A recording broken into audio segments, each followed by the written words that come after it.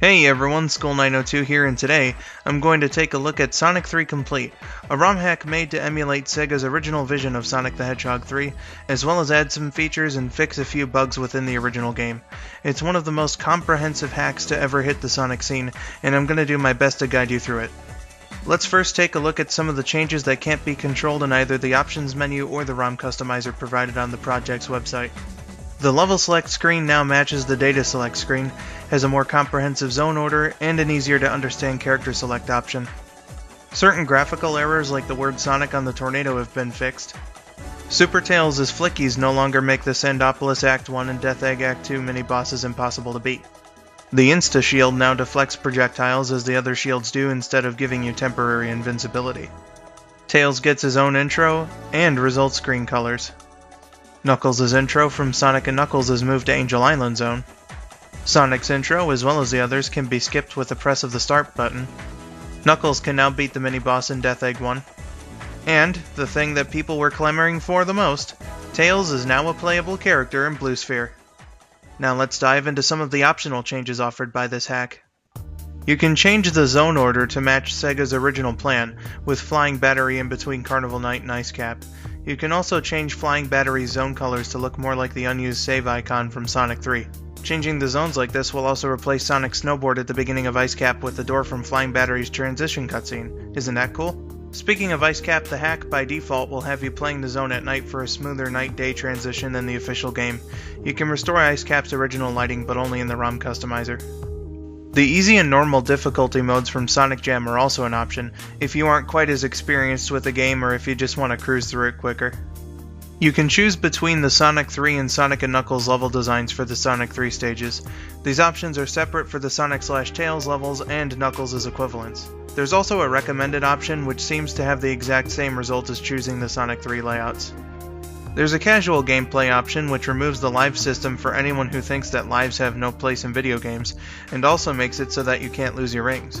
The only things that truly kill you are crushing, bottomless pits, and the time limit. Your lives counter is replaced with a little statistics graphic showing you how many enemies you killed and how many times you got hit, which for the sake of comparison I think is a pretty neat idea. One thing that annoyed a lot of players in the original game was that once you collected all the Chaos or Super Emeralds, unless you had a shield as Sonic, double jumping always made you transform. Now you can choose to make it so that you have to press a different button mid-jump to use your transformation, which makes it possible for Knuckles to glide and Tails to fly with over 50 rings in their normal forms. In addition to that, you can also choose to cancel your super transformation at any time, which I think is incredible and I'm amazed that they didn't include this in Mania. Ever wanted to play 3 Knuckles with the limitations or abilities of other games? Well, that's an option now.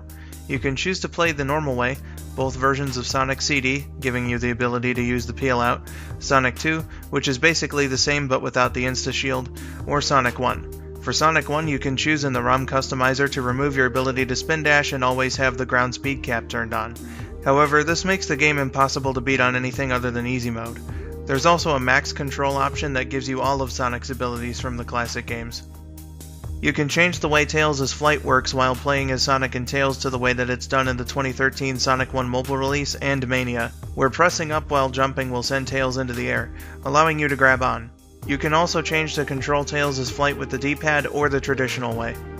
Onto gameplay and graphical options you can only change in the customizer.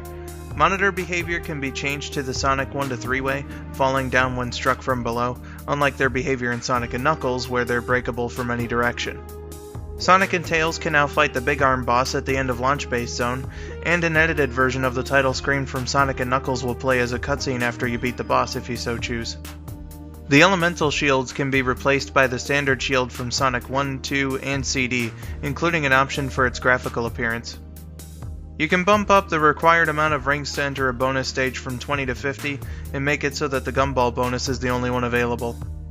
The slot machine bonus stage's continue system can be changed, requiring 50 rings to be collected in the stage itself rather than letting the player get to 50 rings total to get the continue. As far as graphical options are concerned, you can choose the display style of the data select screen between the Sonic 3 style or the 3 and Knuckles style. The zone title cards can be changed to have their own unique symbols, as opposed to using Angel Island's palm trees for each stage. Mushroom Hill Zone can be changed to Mushroom Valley Zone as it was in the Sonic 3 level select. Knuckles can have his more pinkish color scheme from Sonic's cutscenes in the original game. Sonic sprites can be changed to the Sonic 1 or 2 style. In addition, the monitors can also be changed to match Sonic 1, 2, and CD. Supersonic's quills while performing certain actions can be changed to a corrected style.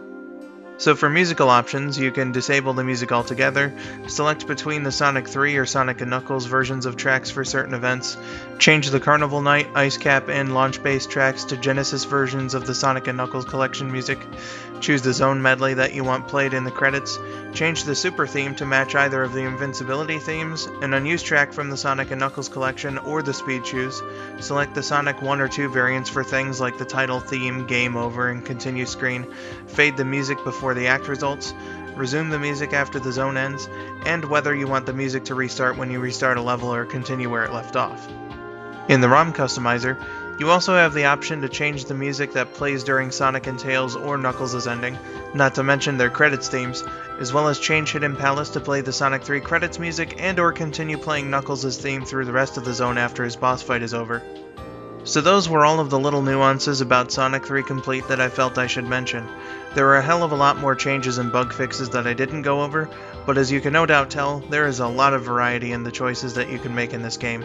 I'll take a line from Cybershell and note that whoever plays it, based on all the customization options provided, can craft their own ideal Sonic 3 experience, and I think that's pretty cool. Personally, I prefer to play the official version, but I can't blame anyone who'd prefer to play 3 and K like this. The level of customization alone makes it amazing, and many would say that this is the best possible way to play the game. It's too bad that Sega turned down Taxman and Stealth in terms of making an HD mobile port of the game, but even then, it probably wouldn't have had nearly as many things to mess around with as this hack does.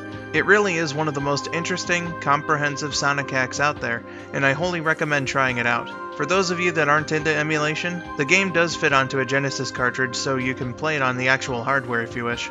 To Tittles and the rest of the Sonic 3 Complete team, you all did a fantastic job with this hack. Keep up the good work.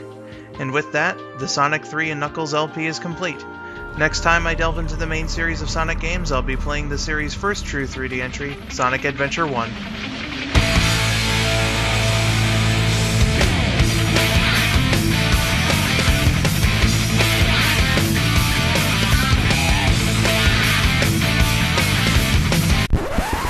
Or Sonic CD, I'm not really sure yet. I've been Skull902, thank you for watching, and have yourselves a wonderful day.